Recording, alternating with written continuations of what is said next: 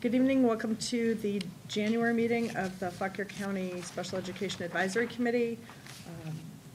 This is a postponed meeting from our December meeting, which we had to cancel, and then postpone our January meeting.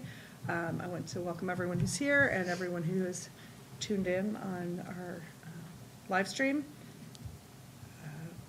Would the members of the committee go ahead and introduce themselves? I'm Ashley. Chelsea Racy. Megan Monahan. I'm Amy Hunter. Anna Williams. And this is our Special Education Director. Here's you go, I'm Special Education Director. All right. Is there a motion to approve the agenda? Motion. Oh, second. Yeah, either any one. discussion? All in favor? Aye. All right, the agenda is approved. And then a motion to approve the November meeting minutes since we didn't have a meeting in December. Motion approved. Second? Any discussion? All in favor? Aye. All right, the November minutes are approved. Do we have any public comment this evening? It doesn't look like it. I mean, I haven't received anything in writing. So that brings us to our presentation. All right. And we are very fortunate tonight to have Dr. Jennifer Walker from the University of Mary Washington to talk about paraprofessionals. So thank you very much. All right. Can you remind me how much time I have? As much as you'd like. Okay, well don't tell me that. You're asking for trouble. So I am Jennifer Walker. I am currently an associate professor at Mary Washington, and now I'm also the associate dean. So I wanted to talk to you all a little bit about paraprofessionals, super important. So I have a couple of slides that I'll go through, kind of give you some frameworks, and then I think there's some handouts also that'll go along with this. So we'll just kind of go over the terminology quickly. We'll talk a little bit about the role of paraprofessionals, what they do in the classroom, some best practices, what our Virginia Code says, as well as what's considered highly qualified. We'll also look at the Council for Exceptional Children competencies, so I'll pull those if you're not familiar with them.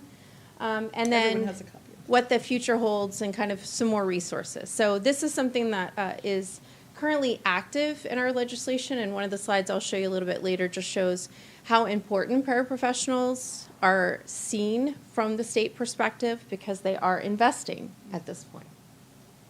So in terms of terminology, there's a lot of terms that you may hear, everything from aides to paraprofessionals to paraeducators. Virginia does tend to use the word paraprofessionals. They're almost always used interchangeably. If you go out of the state of Virginia, they're not quite as interchangeable depending on where you live and the locale. Not quite as interchangeable depending today, when we talk about paraprofessionals, I'm most likely encompassing where you live any and of these terms that you might have heard or might be using. Yeah, they're not quite as interchangeable depending when we talk about on paraprofessionals. I'm most likely on where you live and these and terms that you might have heard or might be using. Yeah, they're not quite as interchangeable depending when we talk about non-professionals. I'm most likely on where you live and these terms that you might have heard or might be using. Yeah, they're not quite as interchangeable depending when we talk about non-professionals. I'm most likely on where you live and these terms that you might have heard or might be using. Yeah, they're not quite as interchangeable depending when we talk about non-professionals. I'm most likely on where you live and these terms that you might have heard or might be using. Yeah, they're not quite as interchangeable depending when we talk about non-professionals. I'm most likely on where you live and these terms that you might have heard or might be using. Yeah, they're not quite as interchangeable depending when we talk about non-professionals. I'm most likely on where you live and these terms that you might have heard or might be using. Yeah, they're not quite as interchangeable depending when we talk about non-professionals. I'm most likely on where you live and So what do they do? What don't they do might be the better way and then to phrase this, right? What don't they do? So paraprofessionals essentially can do anything within the realm of the classroom, school, to phrase under the direct supervision of a teacher. So that's really the important part of this component. But everything from implementing the plans, data collection, supporting individual students, there's a lot of information that can be extracted from the IEP. paraprofessionals may do some modeling where they show students how to go through something. They may do some coaching. Paraprofessionals may do some modeling where they show students how to go through something. Right? So all of these components. Paraprofessionals may do some modeling where they show students how to go through something. That may come under either a combination. Paraprofessionals may do some modeling where they show students how to go through something. That may come under either a combination. Paraprofessionals may do some modeling where they show students how to go through responsibility. Paraprofessionals may do some While a modeling where they paraprofessional show would students not how to be the go sole through person who would be making all of the paraprofessionals may do some decisions, as long as modeling they're where they working with that show general students how to instruction go through teacher, they can still provide paraprofessionals may do some modeling where they show students how to go through yeah. I don't mean they're hovering. No. I don't mean that they're correct. So direct supervision involves having that guidance. So the teacher is working with the paraprofessional to say, hey, when you go into the classroom, here are some things that they're working on, here are the plans, can you provide supports or accommodations. So we're not talking kind of that one-to-one supervision, we're talking about that general kind of implementation modeling or information about how to deliver the curriculum. So the supervision, those conversations should be going on a regular basis. Right? So the idea is that the paraprofessional has the training or the experience or knowledge to be able to implement the curriculum, but those conversations between that general education teacher and paraprofessional, special education teacher and paraprofessional are ongoing, so that if adjustments need to be made or there's check-ins, kind of how is it going with the student, looking at the data together, so that should be an ongoing process. So I don't think there's one prescription, right? And I think that when you have a team that works really well together, sometimes those check-ins may not happen as often as if you have a team who's new, right? Because you're also kind of learning each other and figuring out where you're working together, where we're kind of moving apart. It may also depend on the students that they're supporting, right? Some students may require more specialized services or services that are different than a paraprofessional has ever provided. So you may need to do more check-ins.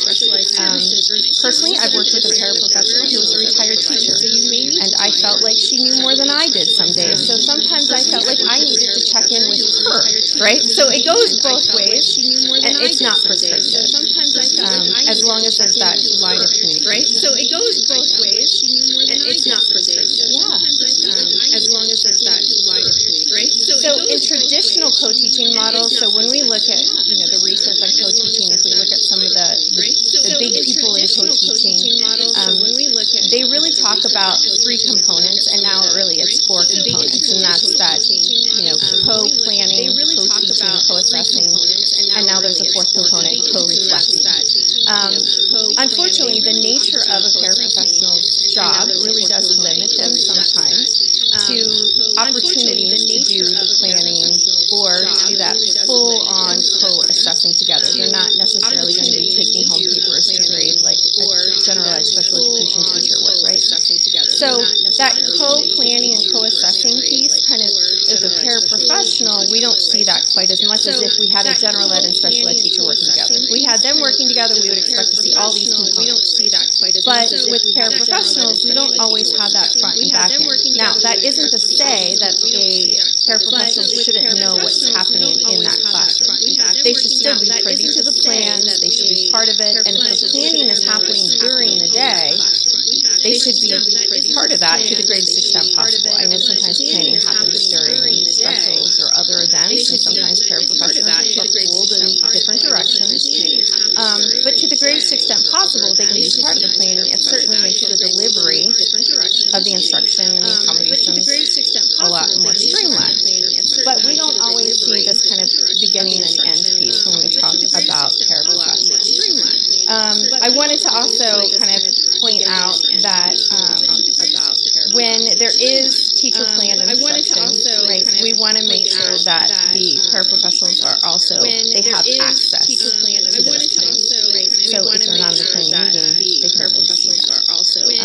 When we also talk about individualized education programs, if the paraprofessional is working with them, they should at least know what it is that they're working on when it comes to the student, whether it's seeing the student's goals or if there's accommodations, there should be some communication with that paraprofessional so they can see what those accommodations are. They can see what the information is because that's going to help them with their delivery.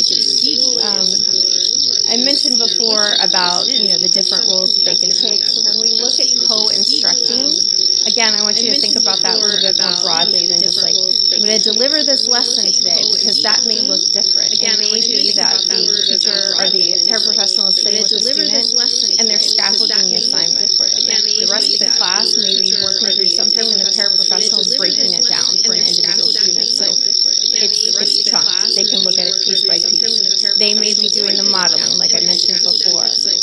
They may also be providing reinforcement or social emotional support, encouraging the student to persevere and push through, right? Giving them a chance to maybe take a break, take a breath, come back, and tackle this. So when you look at instruction, think a little bit more broadly than just take a breath, come back, that straight delivery. So when you look at instruction, think a little bit more broadly. Questions on take a breath. I have to use my paper because otherwise I will talk so fast that I'll forget the things that I want to tell you, and at the end I'll be like, man, I forgot to tell them about that part. Let me say one more thing about the co-instructing. We could keep talking about like the number of things that paraprofessionals could do forever, and that one slide that says, I said, what don't they do? That also could be things like social interactions. We talked about data collection, but even physical support. So if a student needs any sort of support, whether that's materials or helping them get to a location in the building, that's also something that we include in there. Helping them get to a location in the building. Okay, so best practices. There is not kind of, again, a prescriptive way of working with paraprofessionals, but there are certainly best practices. And a lot of this does go to that co-teaching model when you have two people working together. So first, treating paraprofessionals like colleagues and giving them the respect that they are certainly due. I think that you have a range of paraprofessionals, and we'll talk about qualifications in a second, but a lot of paraprofessionals, particularly ones that I know I've worked with as a special educator, often have been in the schools as long, if not longer, than some of the special education teachers. They know their families, they know the structure, they know the schools. So treating them truly as a colleague. Setting up expectations, and I think that one of the places where there becomes a disconnect is when the paraprofessionals don't know what's expected of them.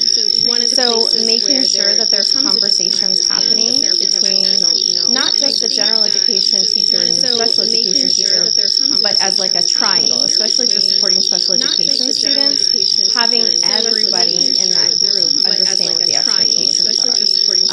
If a paraprofessional is going in to support a student in a general education classroom, and there hasn't been a conversation about where the paraprofessional should position themselves, or if they're walking around the room and that gen ed teacher doesn't feel comfortable with them walking in front or walking through different students.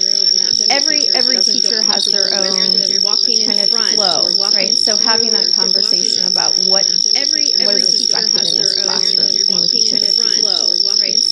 Data collection. So this is beyond just collect the data. It's important that paraprofessionals understand also how to collect the data, and then to kind of go back and forth a little bit with that reliability and validity. So doing that check-in, make sure that we're collecting it the same way. If I'm the special education teacher and the paraprofessional, I might say, hey, let's collect some data together. Let's make sure we're both on the same page. Because otherwise, you may have two people collecting data, and you're not really collecting the same information. Or breaking down the goals, right, and to show how we can collect the data. Because a goal may be really broad, but maybe it's a math goal and it's only really focusing on word problems. So are we going to collect all the data from the entire math sheet? Are we just going to look at the word problem? So having those kind of more fine-tuned discussions about data collection. Teaching other skills. So again,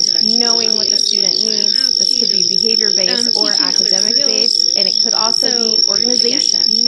So not just how do you do the math, but how do you organize it on your paper? How do you use your manipulatives? How do we punch this in a calculator?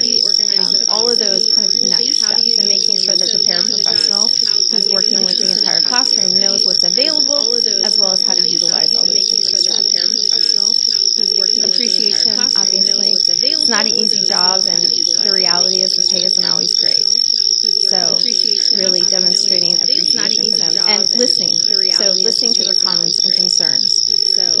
Although a paraprofessional doesn't have necessarily the same degree as the gen ed or the special ed teacher, they often come with a ton of knowledge and insight about the students, especially if they're the ones working with them directly one-on-one on a daily basis. They hear and see things from that student that other people may not be privy to because they do have that closer relationship.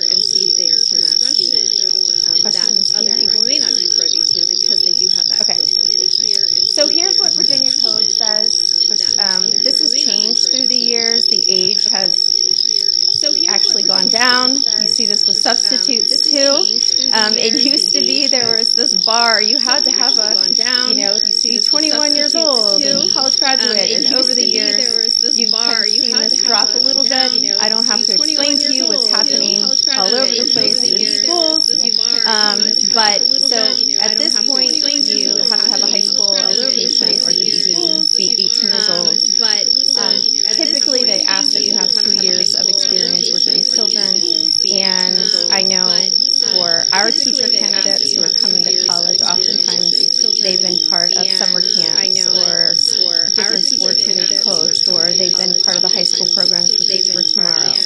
All of those types of experiences come into play. They also will be working under, and this is part of the qualifications, under a qualified staff member. And this all goes back to the highly qualified teacher when we were back in the law for New Child Left Behind, IDEIA, and we've reevaluated those laws as well over time. The laws have stayed the same, but the interpretation has changed a little bit. Reevaluated those laws as well over time. The laws have stayed the same. So there's an organization, if you're not familiar, called the Council for Exceptional Children. It's an international organization, and the focus is really on exceptional children. So while it does focus on special education, it also focuses on gifted ed and twice exceptional. And the Council for Exceptional Children has developed some paraprofessional competencies. And I think these are really nice guideposts for thinking about how paraprofessionals maybe might receive some training, or how we can think about better ways to work with paraprofessionals. So it's very streamlined, and this is one of the handouts that you have. So there's 7 core competency areas. So in these competency areas, these are kind of the umbrellas for each of the different components. And so when you look at the 7 core competency areas, you'll see that most of them are aligned with what we'd expect to see in a school setting. I think CEC recognizes the importance of paraprofessionals, paraeducators, and they actually have a division within their organization just for paraeducators. So if you join the Council for Exceptional Children, as a paraeducator, you can join as a paraeducator, and if you go to their conference, they have a whole thread just for paraeducators. And so it's a community of learners, and there's a lot of online resources as well for them. They do keep the membership at an affordable rate. That changes once you kind of move through the degrees and programs. But for paraprofessionals, it's very affordable, and there are a lot of really good resources. So these are the 7 competency areas, and I won't read them all to you, but you can kind of see those as an overview, an umbrella. And then what happens is under each of the 7 competency areas, there are knowledge and skill bullet points. So under the broad umbrella of competency, then it says, okay, what would we expect the paraprofessional to know in order to meet this particular competency? And then what would we expect them to do? So that's the skill-based. So you can see that it flows down from the big umbrella down to kind of that granular component of what you would see in the classroom. This ends up being a lot, as you can imagine, because you start with 7 and then it branches and branches and branches. One of the ways that I've worked with paraprofessionals on this is that we have taken this entire document, all the competencies, all the skills, and all the knowledge, and the paraprofessionals I've worked with have gone through and just highlighted things that either they're not familiar with, they've never heard of before, or places that maybe they feel like they don't have a lot of strength. And then we start breaking it down, because that gives me an idea about where they feel like they need additional support. There is a lot of jargon, special education jargon, and as I call it, education-ese, which is a whole different language. We use all these acronyms in education. So there is some of that in there. So some of our newer paraprofessionals may not have all of the vocabulary quite yet, because they haven't been embedded in the world of special education. But it's a really nice framework to be able to look at what you would expect a paraprofessional to know and do in settings. So one of the ways that CEC encourages individuals and schools and partners to use these is to do this self-reflection piece. So I mentioned this just a moment ago, but it's a self-reflection and this needs identification, and then from there, figuring out how to get that support. So this is something that a general education teacher, special education teacher can sit with a paraprofessional and kind of go through these and say, where can I support you? And for me, this is a nice place to start because it's non-threatening. I'm not saying you don't know anything. You're not saying I don't know what I'm doing. It's just, let's look at this together and let's pick something that we can work on together, or let's pick something where I can get you more support, more resources. Because it doesn't necessarily have to come from the special education teacher. It could just be providing the knowledge so the paraprofessional knows the language, knows about the information. Articles, books, websites. There's a lot of different ways that that can come to those individuals. It does list professional development. I always caution this idea of like the one and done, right? We know that the one and done doesn't always work. So anytime that we can build in those relationships and the coaching and the conversations, that's going to go a lot further. Professional development is still important when you have to tell a lot of people the same thing, though, right? So it can be twofold. Here's all the information, here's everything you need to know, but then there has to be some follow-up afterwards. So I think it's important to kind of take that two-pronged approach. So providing the information, but then we're also working on how does it look once we're in the classrooms, once we're in the schools. Oh, the teacher shortage, right? I heard a statistic this morning that within the next year or two, we are hitting the peak of the baby boomer retirement age. So the baby boomers in the next year or two will all be 65-ish, the highest number. So as if we didn't already have a shortage, we're getting ready to see another mass exodus of our workforce. And so these are some projections that are currently out. And as you can see, the shortages are going to be increasing, particularly in the world of special education. Not only can I tell you that these numbers are up here kind of as this abstract, I can tell you we are living and breathing that in higher education. Our recruitment numbers continue to go down, and as it does across all of the teacher preparation programs everywhere, not just in our state. Virginia is actually doing a little bit better than a lot of other states like Arizona, California. So we're going to see another dip. And so this is important because with that, I think it's important to realize that we're probably going to see more paraprofessionals filling gaps, right? Because we are going to see more and more qualified teachers, not qualified teachers. We're going to see less of them, and so we're going to see more individuals who may not have that degree coming into our school systems. Excuse me. Yes. So are you saying as like the lead Not instructor? as the lead, but what might have to happen, you know, if we don't have people who are qualified, if we don't have 4 people who are qualified to teach in a school, what we may have to do is have 3 people who are qualified and maybe add another paraprofessional, right? Because we're going to need to support the students, and those special educators then are going to be kind of double dipping Yeah, I all just wanted over. to make sure Yeah. that wasn't gonna be like the No. school's plan. No. For the shortages. No, because of IDEIA, right? Because of the law, we're always going to have qualified professionals. But with the shortages, we're going to have to meet, Yeah. fill the gap somewhere. But there's a plan. That's the good news, and that's the next slide. There's a plan. Yes. Well, so you were talking about the direct supervision, but yet that doesn't have to be direct all of the time. Right.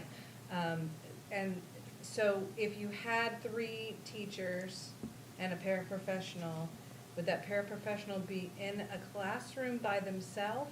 No, they would still be supervised by, Directly- directly. They would be getting, During the daytime while Yeah. they're in there? Okay. right. Because of the need of having someone licensed in the classroom? Correct. Okay. Correct. So We're the always class going to would be have bigger? somebody, potentially, But we're they always might going to need a have small somebody group or do qualified. something like Or- that. Right. Yeah. We may have to have paraprofessionals take more smaller groups, right? Or rotate among the 3 individuals, the 2 paraprofessionals, special education teacher, or however Depending we. on where the class might need Correct. more support or. Correct. Okay. Yes. So we're never going to not have people who are qualified. There will always be someone in. There's the room. always going to be there. Okay. But I think because we are having, because we're not seeing people go through special education programs to become teachers, right? We still need to find service providers for our children. And so this is where now we're seeing this is coming. So this is the good news though, right? At least in Virginia, we're seeing that Virginia recognizes that paraprofessionals are important. And so what Virginia is doing right now, and this came straight from the Virginia state appropriation funding, but it's called an apprentice program. And the state is awarding colleges funding to start helping and supporting paraprofessionals move through teacher prep programs and into the classroom. So paraprofessionals who maybe have not had the funds or the time to do so, what we are trying to do, and I say we because we have one of these grants, right? So these paraprofessionals are still working during the day, but then they're taking classes with us at night. And we're working in conjunction with the community colleges so that they can take as many classes with the community college at a lower rate and get those classes done however works for them. Sometimes it's online, sometimes it's in person. They get as many credits done as they can because we're finding also that we have individuals who don't have a bachelor's. So we're not just doing a master's quick shot. We're doing the entire, what would be a 4-year program. So is there any commitment in the paraprofessional getting that covered? Contract. Getting the Yeah. education covered? Okay, yes. So different counties are doing different things. I know our university is not specifically working with Fauquier County. We have a standing relationship with Stafford, Spotsy, and Fredericksburg City. But different counties are doing different programs where there is kind of a commitment in return. So if you are going to one of these programs, you commit to coming back to the school division. Oftentimes the school division will support financially something. You'll come back for X number of years once you get your degree. So there's different, those are coming under an umbrella called Grow Your Own, usually, but it's all kind of tied together. So it's very possible there are paraprofessionals who are in your buildings who are currently going through school right now to become special education teachers. Because I think So this is there county a has program relationship. that if they're not under the SAFE program, is there a program that they could reimburse them those SAFE funds, or? So this will be a county question. There is different counties have different things for reimbursement. This program specifically, it starts with a partnership between a university and a school division and a community college. So it's like that trifecta. Okay. And then based on that relationship, that's how the paraprofessionals are pulled in. And so we work with the counties directly in supporting the tuition payments, and then some counties are bumping up the amount so that then they come back Okay. and keep teaching. How long does this program typically take from, if they, say, already have bachelor's degree and they need their master's? So for this, most of them are just getting their bachelor's degree. If they have They their are, bachelor's degree, they can be a provisional teacher. right. Yeah. Well, With With one course. with one course, right. yeah, 531, intro to special ed. Okay, so what this program is really doing, we're trying to find the people who have the associates. Because if we find the people who have the associates, then we can get them through in 2 years with summer courses. It's a lot for them. They come to class at night. It is. So what's happening is if we have individuals who don't even have an associate's, that's where we're working with the community college, and we're front loading them with the electives that they're going to need in order to transfer into the higher education, but then they're getting those credit hours done. And that's where usually the county makes their financial commitment, is they make their financial commitment at that associate level so they can support them with getting those lower payment credits, and then they come to us with an associate's, and by that time, we're full steam ahead with education courses. I would just add to your question, we had a presentation at the last state Seac meeting about this from a superintendent who was saying in his county, he's in Southern Virginia, but in his county, they made the decision not to ask for the commitment. To begin with, a lot of the paras really had close ties to the community, and they didn't really expect that a lot of them would leave, and that it was just a way to build people, and if they did, that they were in the business of education and growing people, and if they did decide to move on at some point, that would be Yeah. okay too. Yeah. That was their approach. And different counties are doing different things. The 3 that we're working with are not requiring any commitments from these individuals. Wow, okay. No. They've been more or That's a less, really great program. it's a volunteer basis, but also a little bit of hand selection, knowing that you have people in that building that, are very invested and willing to learn and have been providing wonderful services for students. So it's a nice way to bridge that and continue to support them.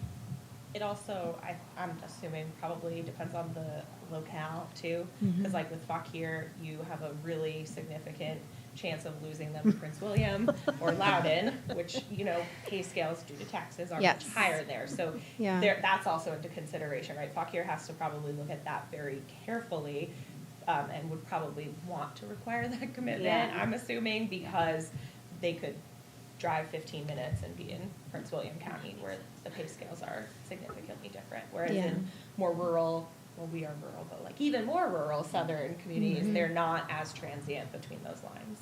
Right. I think the thing Fauquier has going for it is that a lot of people have roots, right? And they run deep. So those whose roots run deep, they want to get back to the community and stay in it. But this is a really great program, and I don't want to misspeak, but I do believe Fauquier has a partnership. It's not with our university, but I think so. Our new our director is phenomenal with working through things, and she's been presenting things to the school board. Yeah. And so they're working in that direction. Do you know what university, or have we established anything, or are they just? I'm not going to speak out of turn. We'd have to ask HR. I know there's been some work with Laurel Ridge, but I'm not sure if there's other venues out there as well. Yeah. So again, it's just another avenue. And so just looking at kind of where we've been and where we're going, this just gives you just a little bit of perspective. So just learning more, if you want to learn more, the CEC, you could just Google CEC, paraprofessional competencies, and it'll pop up the National Resource, the Center for Paraprofessionals. There's a lot of large organizations for paraprofessionals. All of the groups that I'm part of, professional organizations, all have some sort of paraprofessional leg, arm, caucus, special interest group. There's somebody, somewhere along the line. And I do know that CEC this coming year is in Baltimore. If you don't already know, I know. So, as you're thinking about even as parents, if you want to know more about paraprofessionals and about what's going on in that world, the conference is in Baltimore in March. Anybody can attend. I'm actually taking some of our apprentices who are on that special ed track to the conference. We have everybody from very young 20-year-olds to individuals in their 50s, and they're all joining us. So questions? I know we've been kind of all over the map here, but. I have a question about teaching teachers the competency of managing a paraprofessional, or managing that relationship and helping them understand their role, especially as you talk about there being more. Yeah. Is there a good process for that? Is there a resource for that? Yeah, so inherently in teacher prep programs, there is components of collaboration and communication. And while we teach that through teacher prep programs, that first year or two, a lot of our teachers are just trying to keep their own heads above water, much less help supervise or instruct, a secondary teacher. But there are some resources. I would say if you look at anything from, even though it's co-teaching, it really does still apply. But there's good information about like conversation starters from like Marilyn Friend, Wendy Morowski, Lisa Deeker. Those are all individuals who have put out a lot of information. And a lot of the resources here also have conversation starters. Because really at the end of the day, that's really what it's about. Because if the teacher has the knowledge, it's really about making sure that the paraprofessional has the same knowledge. So it's about that conversation and understanding what the student needs and sharing that information. I can maybe send you some additional links too, directly. Yeah, I was just wondering how that, what those opportunities were. Yeah, and I think it's going to be different in different counties, depending, anytime you can, if you're doing professional development, anytime you can get, either it's co-teachers or paraprofessionals in the same room to learn about something at the same time, it's a natural bridge to be able to have those very kind of organic conversations because you're both being exposed to the same material at the same time, and then you could talk about implementation together. How do other school divisions, states, whatever, deal with like advancement within the paraprofessional profession? Because I think here it's a pretty flat, you're paraprofessional. Tier one, The only, tier two. the only distinction is like what Tiers. your job responsibilities are. So the tiers really don't deal with how much experience or time you've been here, more about like what, are you in an empty classroom or? So I will say historically, so I have my own experience. I've worked in 2 separate counties as well as private setting. The 2 counties I worked in, it was also very flat. There wasn't a lot of opportunities. I think when we were well-staffed, there was more money to be able to do reimbursement for courses. And the counties we work with now, I would say it's pretty similar. There's just not a lot of opportunities built in for paraprofessionals without the education component. There's always been, the counties I've worked in, professional development for paraprofessionals, opportunities to learn, but in terms of advancement. What do those look like? Is that like time outside of the classroom or? So the different things I've seen, and I'm still seeing now for paraprofessionals are sometimes time out of the classroom, going to a location where everyone's learning together.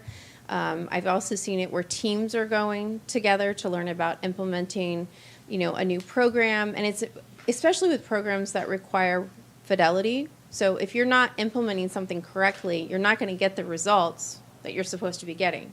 So if you're skipping steps or you're doing it your own way, you can't expect that the outcomes are going to be the same if a program is designed to do something. So I've seen paraprofessionals and teachers attend those types of activities together. I don't hear a lot about in-house opportunities. I do professional development online through our university, and I've had paraprofessionals attend everything from one of my classroom management sessions to I had another one, just a general one about special education, and the paraprofessionals attended that just for their own knowledge and information. Yeah, I guess because go ahead. No, no, please. I was just, my interest is in basically in what you were saying, that we're growing paraprofessionals into teachers, and we're educating them, and just making sure that we have that pool, strong pool of paraprofessionals, especially now as more students are, moving into inclusive settings and needing different levels of support, in a bigger classroom, how to make sure that we have the resources to do that. Yeah. So I'm just interested in any perspective on, what's being done and what are options there. Yeah. Right now, a lot of the focus is on the grow your own, right? About utilizing the really strong individuals we have that are invested, and Just great. and growing them into special ed teachers. So and they tend to be selected, or we just, in general, want to help all of them blossom as best we can. Are they given expectations on professional development opportunities that they should take advantage of? So Like the maybe ones who are certain going, hours, or- the ones who are going through the apprenticeship programs, or just in Any- general? In general. So I can't speak to every county and how this is done. When I was in Prince William, there was a catalog, and anybody could access the catalog of professional development. And as long as you asked for that time to go do it, anybody could do that. I'd have to let Fakir talk about if they have that same catalog. But in the counties where I've worked in, that has been kind of the standard, is you can go and take these Okay. opportunities. So it's like a volunteer kind of thing? Yes, It's and not I've also seen where there are things that are required, right? Okay. Because everybody has to attend, because it's a new intervention, Staffing type or, right? program. Yes. Oops. So it's the teachers and the paraprofessionals. I think it's Are you going to look different. Yeah, go ahead. Are you asking, like, so for Well, I'm example, just teachers, wondering- in order to maintain our license, right, we're required to complete a certain Like amount an of in-service. hours of Continuing in-service. education, things But- like that, but do they also have any kind of, just, like a same type of thing, but more like Can they from the reapply? school in Like themselves? reapplying? Like, do you require, we wanna make sure that you're keeping up on, you're working mostly with children with this disability. Oh, I know what she means. Like an So there are data. opportunities, I guess is the best way to say it. There's opportunities, so there's some required trainings in the beginning of the year that our IAs attend. And there are some opportunities. Where we get into a tricky situation is they're contracted out. Yes, they're Which contracted is hourly probably pay. the same in many. So for instance, when kids aren't in school, IAs aren't required to be there. So when we do our trainings for, like February 7th, when we do our teacher trainings, IAs don't get paid for that day, so they don't come in. Oh. So the schedule. But they could, if they wanted to. Absolutely, if they They wanted could? to. Well, they Unpaid. could, but Oh, they right, wouldn't unpaid, pay. but I mean, if that's Yeah. something they So- really want to do, you would Sure. think that Which- they would. yeah, They're absolutely, welcome to but any I- of And I'm gonna be Yeah. 100% honest.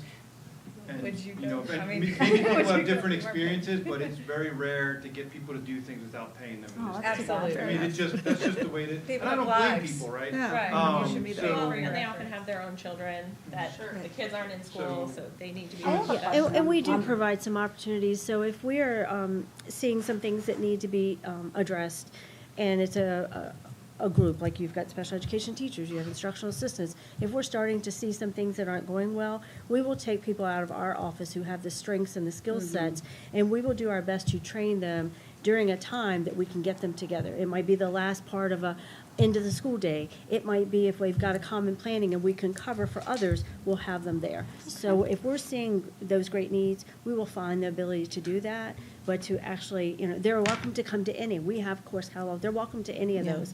But it comes back to their own life, what they have to do, the lack of pay for that. When we do our summer training, so any special education teacher, when they start, within the first few months of starting, they're required to take an autism classroom. It's done at ACE through VCU. They can go that route. But we also, every summer for years, have offered a 2-day autism training. It's basically for the program teachers, but it can be for anyone. And we do feed them, and we do pay them And I think that that's for that positive. over I the think that summer. if somebody So- really And so wanted is to that advance, they could do it. optional for them? They are required to do one or the other if they are going to be a new special education teacher. They have to do the one through VCU, or they can do the one for us, but it's required to do one or the other. Some people do both. Do Can they do both? paras They in can. And those? are they paid for both? No, No, you're that's only only two. the That's one. teachers, though. That's Yeah. for teachers. No, the IAs. Oh, sorry, you said teachers, I just want to make sure. Oh, Okay, sorry. No, good. I meant IAs. Good. My apologies. I was like, I know we've had. And I So think we that, do I think some there's a things. little bit of a difference too, because when we're talking about teachers, to maintain your license, you have to have Certain. X number of points. Now we're on this 10-year plan, right? Yeah. Whereas with paraprofessionals, there's not a standard, you have to do this to continue on. It's So, just a certificate? Is that what it is? no, it's just you have to apply, Be be 18, 18, have a GED, get your fingerprinted, do your background check, and maintain What standards your you set performance for year to your- year it's to like a continue basic- your contract. Basically, a job. It's So- a hiring process. Yeah. And hopefully We you're keep doing this. like- under the supervision of a teacher that is willing No. to. Right. Kind of mentor, right? Share the knowledge.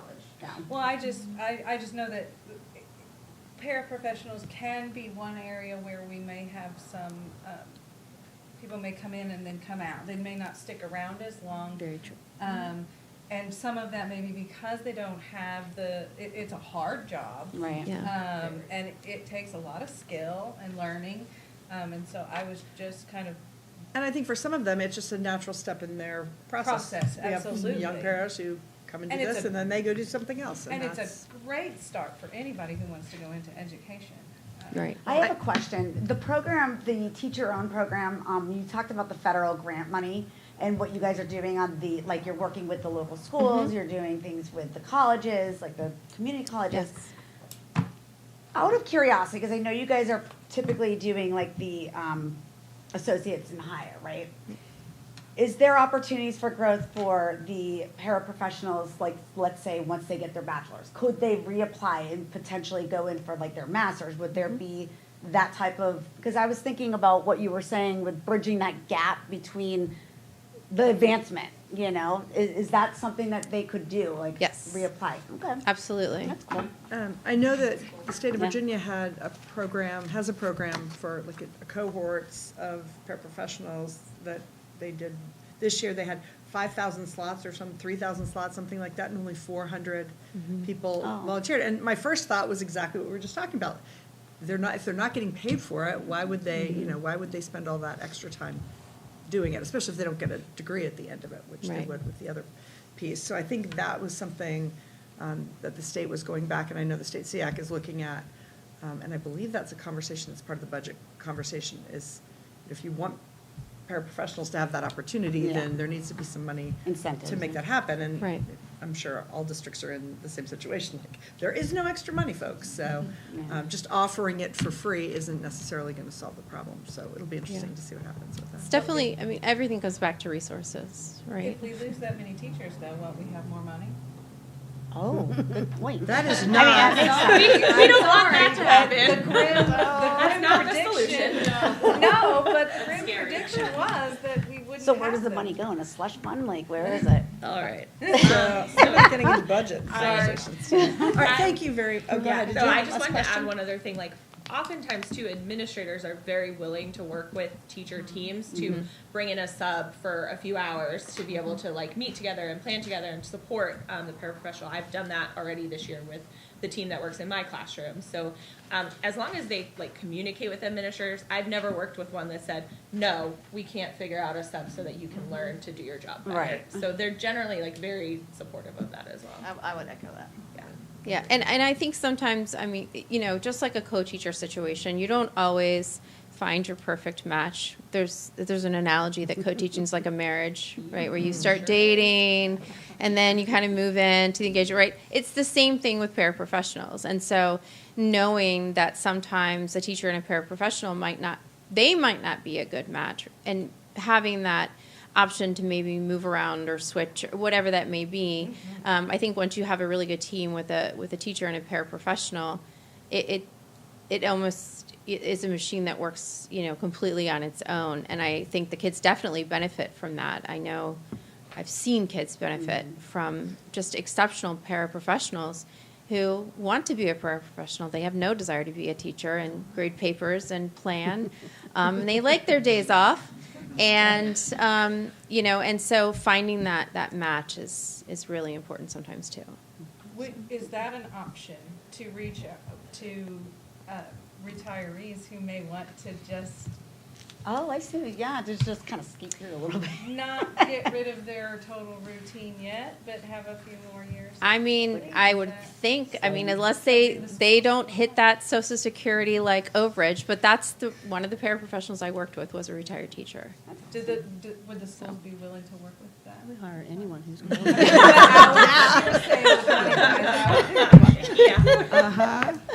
I do think, though, having sort of things like this, like the core competencies and resources like that, I think especially of these teachers who are, you know, provisionally licensed teachers who've had one special education class and now they're supposed to teach special education to the paraprofessional. And it's like, you know, tell me where to start. So at least this gives them a place where if the paraprofessional says, well, what is this? And the teacher doesn't know, then, you know, this may actually be helpful to new teachers as well. Just here are some of the areas. So thank you very much for your time. We appreciate that. And thank you for your flexibility in bearing with us through all of our cancellations and postponements and everything else. All right, I think that brings us to reports, and I know we spent a lot of time on the presentation, but I think that was very helpful. I will try to get through mine quickly. Again, apologies for the last minute cancellation last month. We all got sick and had things going on. I just wanted to point out on the agenda, just an update for meetings for the remainder of the year. Next meeting, okay. February will be VLA implementation, correct? Yes, but the annual plan, I'm not sure. You might be pushing me a little too quickly. They're not due to the state until May. Right, so I may think have to push that this is a back. correction. Yeah, So if everybody could just make a note. February is going to be what, January, actually just cross out January 9th and put February 13th. That is going to be the update on VLA implementation, including the special education pieces, basically everything related to literacy. And we have are both of our literacy leads coming? I don't know. Nick's been correlating that. Yeah. Who will be here, but there will be a presentation on it. Okay. I don't know exactly who will be All right, and then March, will March work for the annual plan? That'll be That's, fine. okay. Yeah, and I think, I apologize for Yeah, that. no, And then, that's so the okay. March meeting will be the annual plan, and I think the goal is to get a document out to everyone maybe a week before the meeting, just enough time that you have time to read it before we come. Absolutely. And then we'll go through it that night, and also that night have an update on the inclusive practices plan. And then February 22nd is the transition and disability fair, and so we have a little bit of, is that the right date? Is that correct, February 22nd? Okay, so we have a little bit of time, but we will need, I'll plan to be there. If one or two more volunteers from the committee to man the committee's booth would be great. And I'm sure we'll get an update on that in just a second. Disability Awareness Month is in March, and I believe Amanda's going to give us an update on that. And then where it says March 13th, the pre-K transition, that is just something that's going to have to wait until next year. because we are running out of time. So my suggestion would be to just literally hold that entire thought and shift it to fall. And then we'll have work sessions on April 10th and May 9th to do our annual report.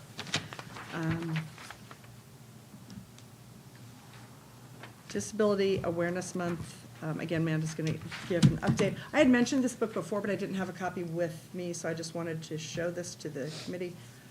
It's called We Want to Go to School, The Fight for Disability Rights, and it talks about the Mills case, which is the basically the Brown versus Board of Education for students with disabilities. And it's told by a woman with cerebral palsy who went to school after the Mills case and reflects back on it. And there's an end piece about that's written by one of the attorneys in the case. I don't think we need to read that. I did read it out loud to myself today. It takes 6 minutes. So just something that you might want to look at. Do you want to, Amanda, do you want to hold on, just take a look at that? And I will, I think when we discuss the book discussion, I would actually have Angie be the one, I mean, I'm happy to look at it, but I think that it would be her whoever, office that I would just wanted ultimately to. be the one to. I'd mentioned it a few yay or nay times, it. and, yeah, no, that's fine. Yeah, but no, I'd love to look at it, yeah. I just thank had you. mentioned it, and then I Yeah, no, thank didn't you. have it with me, so, it's there. And then, real quick, I'll just go ahead and do the state Seac report right now. We had our December meeting. We reviewed the state indicators, just like we'll be reviewing the county level report. We were reviewing the state level report. There's a lot of conversation about quantifying performance when you deaggregate data or disaggregate data. And basically, the issue is that when you start looking at really small numbers, it's very hard to protect the privacy of students. And whenever you're talking about, especially the alternative assessment, especially in smaller counties, like pretty much all but about 6 counties in our state, as soon as you disaggregate that data, it all has to be confidential because there aren't enough students to make it confidential. So one of the things the new legislation was trying to do is disaggregate more data, and I don't think the legislators really realize that the result of that is probably going to be that we'll have less data. So there's a conversation going on around that issue. Early childhood inclusion was another big topic during that discussion. Grow Your Own programs, we had a presentation on that. And then Delegate Coiner came. She was the House sponsor of the new comprehensive legislation. She came to talk about her bill, basically trying to share her vision for implementation since the legislature doesn't implement the law, just kind of like trying to hand it off, like her baby, deliver her baby to the department with as much guidance as possible. There's also an advisory committee built into that law that isn't the state Seac, and so trying to fix that, put those two bodies together so that there's coordination was kind of part of that conversation. All eyes are on the Commission on Use review of the dispute resolution system. Nothing's going to happen on that from the state Seac perspective until they've done something. And that's a 2-year process, so we're watching that. While we were at the meeting, U.S. Department of Education signed off on Virginia no longer having special supervision. So that was a long time in the coming, that they basically said Virginia now is just going to be treated like any other state when it comes to federal supervision. I'm for sorry, special education. I'm playing catch up Okay, that's because okay. I'm new to the state. So can you explain what the supervision was to begin with? So there were issues in Virginia, a number of different issues with the way the Department of Education was supervising the localities. Gotcha, okay. And I could spend the next 2 hours. Yep, no, going I over get all it this. now. But that was the issue, and that's been going on for several years. And they just, while we were at the meeting, sent the letter saying, we're done, you're back to normal, normal level of supervision. So that was good news Was for that a COVID thing DOE. or? Oh, no, that was No. before COVID. Okay. That was before COVID. It was all kinds of just systemic issues about how they did monitoring.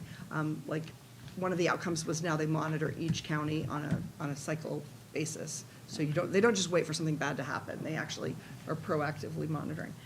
But there was a lot of other stuff as well. And then also the PTSI regional staff are up and running. Kate Malone is the Region 4 Family Support Specialist. Yes, we've already talked to her. Yeah, and that's a name that, parents will want to, and I'm assuming that she's plugged into the Parent Resource Center. Yeah. And all that, but those are now 8 regional PC staff people, and she's in Culpeper, I think, so she's near here. She's worked in Culpeper, so we have some kind of local for Region 4. And then there were some subcommittee recommendations, but our final meeting will be in March. Final meeting of the cycle, that's when we make our recommendations to the State Board of Education. That will be my last meeting because I am at the end of my term. The one proposal that will go to that meeting was a policy committee recommendation to ensure that IEP teams adequately consider placement in general education before discussing more restrictive, I copied it here, more restrictive options. That local school divisions should consider participation by a representative from the school that the child would attend if they didn't have a disability. So in other words, just looking at the transition process from preschool to kindergarten and. The base school discussion, I think we had. It is, yeah, it was Okay. similar to the base Yep. school discussion that we had here. And there'll be other recommendations coming out of other committees as well. Dealing with kindergarten inclusion, teacher retention, standards for general education, teacher instructions related to special education students, so inclusive practices, and diploma criteria for students with significant disabilities are all part of the conversation. Nice. Ms. Governor? I don't have a lot to report, but I do have a report that in February, we will be working with TTAC to support IEP training with focus on present levels of performance, goals, accommodations, those things. So we will be doing one of our teacher work days to break that into half, one being elementary and the other being secondary. And then we will follow up with about an hour training for the APs later in February. We will begin reviewing our school students and staff for what needs to happen the upcoming school year as far as what do ratios look like, where do we need to reassign, things like that. That usually happens end of January, 1st of February. So we'll be working on that in the near future. And that's about all I have. All right. Parent Resource Center. I like the glasses thing. That was good. Ms. McAuliffe and I have been meeting, tying up some loose ends, possibly adding a couple things to the fair. She's gotten some grant money for some things. We may be adding some music and a little bit of food. We plan on emailing all the vendors either end of the month, first week of February. Looking forward to seeing everybody there. Great. And I did the state already. Old business. You're back. The awards recognition. We're here. We're all here. It's a perfect storm. Did you have an update on that, or did you want to talk about that this evening? I think it was on the agenda. I had just sent you the updated version that I think we were going to send along to Mr. And that was, I think I may have messed up because I wasn't sure that was the updated version. Yep, So I will that's the send that to updated Mr. one. Faltano. Apologies. No, you're fine. All right, then we'll come back to that. Make a note to myself. The process for parent observations. Yeah, just to update everyone, I've communicated with all the school principals. There's a standardized form that all the schools will use. So if a parent wants to do an observation, we just ask that you make a request 24 hours ahead of time. Standard form is not related to special education. So that means if your child is a student with an IEP or not, but you want to come in and do an observation, it's the same form. The policy itself was reviewed in 2020, so it's up for revision in 2025. And we will talk with the school board attorneys about actually making the form a reg as part of the policy. And I think that makes sense. I just don't know if enforcing that now before it's a part of the policy is going to make sense. Parents. Enforcing What? Enforcing what? The form, the standardized form. So the policy, you're telling me it's part of the policy is developed by the staff. Correct. By The board, No, the school board. The policy, there's a regulation which is developed by the board. No, Is that other correct? way around. Yeah. the Policy is developed by the Yep. board. Regulation, superintendent. And then the regulation is, and this form though was promulgated by the superintendent's, like by your Correct, office. correct. So the form is under the current, So we can use the form however we want. superintendent says we want everyone to fill out a form for. Yeah, but you guys contribution. already have it in policy, so parents wouldn't understand, like, I can tell you when I was presented with that situation, that bothered me, because I felt that it was a delay tactic for me to be able to get an observation before my child's IEP. Why is that important? It's important because some teachers may not understand that that isn't a must, because right now it's not a part of your policy. So telling parents they have to fill that out or they don't get to do something, I mean, that would be a denial of equal access, especially when the policy is right now that they just need to put it in writing. They don't have it specified anywhere. So I think that should be. All right. So, I mean, I'm not gonna get into the back and forth of it, but there's a lot of things that aren't in policy that. Oh, you're gonna bring it to the attorneys, That so. principals enforce. Yeah. You can bring it to the attorney. well, and he's they saying can he's probably- bringing it to the attorney before it's check, considered yes. in 2025. Because Correct. within the It is next, 20 yeah. within the next year, it will be It needs to considered be this year. reviewed this year, they're reviewed every year, so it'll be. I would probably encourage that to be brought to, because I think that that might be something that the attorneys could probably weigh in on if it was a liability. And If a that's parent something we could talk felt that about, way, if we have a yeah. recommendation to Right. make for our annual report, that's Yep. something that we can talk about. It would be timely. All right, thank you for following up on that. Yeah, of course. All right, what is next? We just went over are there any questions about the remaining meetings of the year? The last. Question, Yeah. should May 9th be May 8th? Is it Thursday? Is that I think the that right May 9th day? is a Friday. Yeah, May Well, 9th is a Friday. I don't want to come on a Friday, thank you. neither. Thanks for Thank you. that correction, yeah. Any other date changes? Now, hopefully, we won't have a lot more snow. I never Soccer have to. schedules. I hear ya. Stuck out. All right, Disability Awareness Month, can you bring us up to date? Yeah, so I don't have much of an update per se. I was at the school ambassador meeting yesterday. That's with Chrissy Yonke and Eric Yellen. And they did bring that to the school ambassadors that, March is Disability Awareness Month, some of the things that we've done in previous years, and that the thought was we would continue with the elementary poster contest again this year. So they let everyone know that that was coming. I'm hoping to have them help with talking that up in their schools. Also for the school ambassadors that are in the middle and high school to still share the information, because they may have families that have younger kiddos, right? So they get the message from that school as well. The only question they had about that was just confirming, last year we changed the hashtag. Originally it was more like than different. Last year I believe we moved to choose to include. So I just wanted to confirm that we were going to continue with choose to include. Is that? If there was anything, any different, I was going to update Chrissy. Is there any discussion on that? Is everybody comfortable with staying with? I think it's great. Yeah. Choose to include? Love it. So, let's see, Crazy Sock Day is also, we're still going to do that 3/16.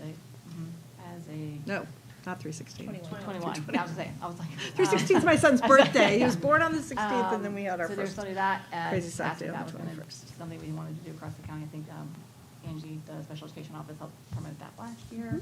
And then they asked about the book, and it sounds like that's something that was under your. I'm just personally, I like this book. What prompted me to think about this book for this purpose is I was in a conversation with some elementary school kids, and when I mentioned to them that kids with disabilities didn't always get to go to school, and actually, in my lifetime, kids with disabilities weren't, there wasn't a requirement that they be educated, they really, really pushed back and thought that I was lying to them. Oh, my. I mean, it was really interesting. They were familiar with segregation, like racial segregation, but when we talked about this, that was really news to them. So I think, that would be helpful. They were open to that. She did just kind of preface all of it that we do have a different director this year. It's like officially. So just to see if Ms. Gum, had any different guidance on how they may want to proceed.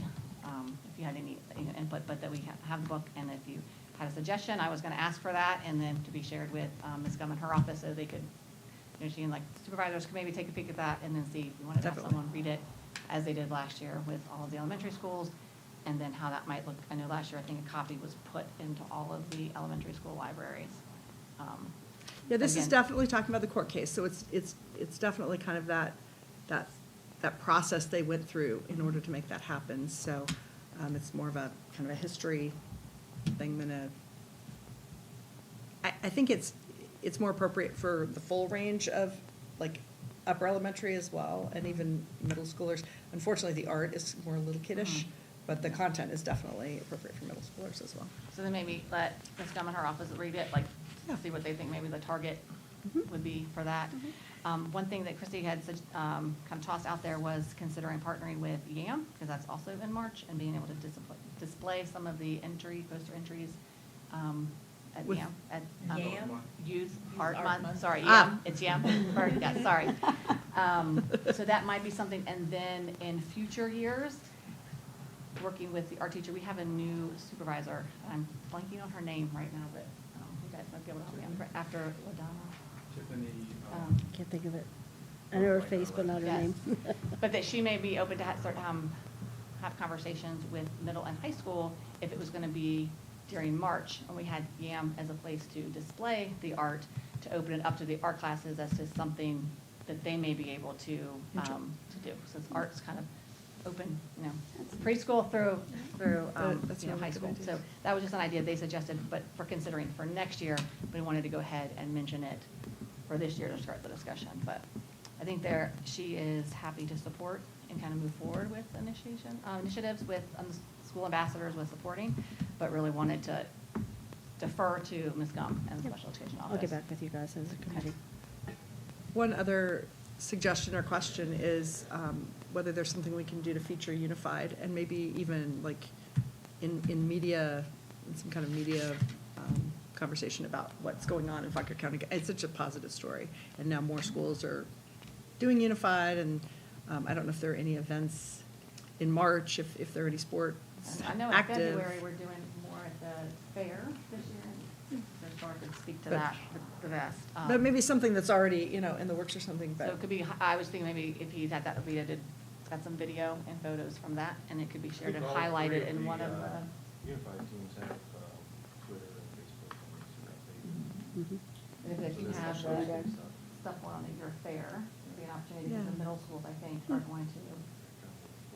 I'd love We're to see gonna- something that yeah. could go out to the community. I mean, maybe Ms. Yellen would have some ideas, If but, you have like a photo and video, then maybe something. yeah, some story in the A little Fauquier story could be Times done or. and that go into the newsletters that come out in March, or, they come out twice, I think, they go out to the families twice a month.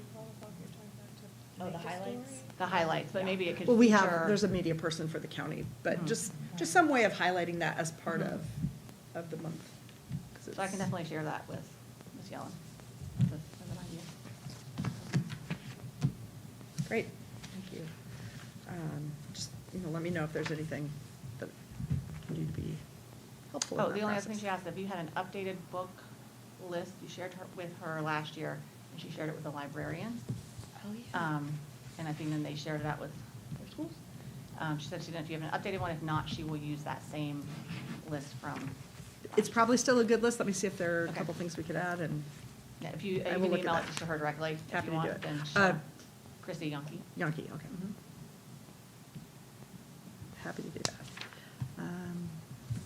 And then the only other thing was World Autism Day, just having a conversation around that, because I think last year that wasn't, there was a centralized activity about Down Syndrome Day, but then it was. I would Yeah. defer to Ms. Gum on Just that, because I don't know, putting that I out. don't know And- about that And I one. think the Seac, just for those of you, just Yes. kind of as a history, like, the Seac doesn't really want to, it's like, oh, let's do awareness about about us or the people that we're involved with. So, Yeah. we're happy to be a resource, but Yeah, I just wanted didn't to know get if out of she- the if business she of had a taking the lead. conversation Yeah, so. in the but past, I we've have not always been done aware of them. things for each of the schools. Last year was a little, didn't happen, but. Yeah, so I didn't, that was just something I was Yeah, but we try to usually do that. flagging there. Mhm. I think that's, unless there's, are there any policy issues? We talked about putting the observation issue. I'll make a note of that for when we have our policy discussion. Any other policy issues that we want to flag at this point? All right, let's just go around, starting with Ms. Hazelhurst. Do you have anything you want to go to the order? I don't. We're back in the swing of things, at Auburn at least, anyway, So just kind of ready to kick off the next semester. Awesome. I have nothing, so. quiet days. Quiet. Hoping that it won't snow again. Nope. Okay, I'll just mention, because Marilyn's not here, the ARC is doing a mom's luncheon that's coming up, and that it's just, really, we're trying to reach out more to parents of school-age kids and see how we can better support them with the ARC for parents of kids with IDD. So this is just a chance for some moms to get together and meet each other here at our offices, and there's flyers online, and I can hook people up if they need it. Is there a motion to adjourn? I motion to adjourn. Second? Discussion? All in favor? Aye. All right. See you next month. Keeping my mouth closed this time. Thank you all.